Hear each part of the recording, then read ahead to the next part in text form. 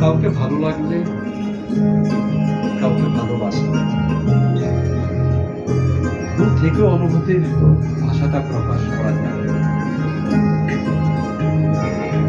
সত্যিকারের ভালোবাসলে তাকে পবিত্র রাখার দায়িত্ব কিন্তু তার। সেখানে চাহিদা লেশমাত্র থাকার কোনো অবকাশ নেই।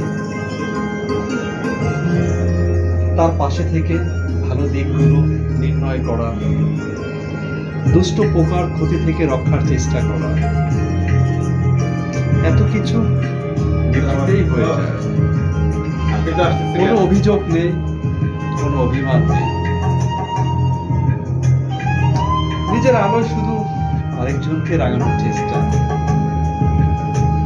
নিভৃত হৃদয়ে ছুঁয়ে যায়। আরেকবার পড়ি।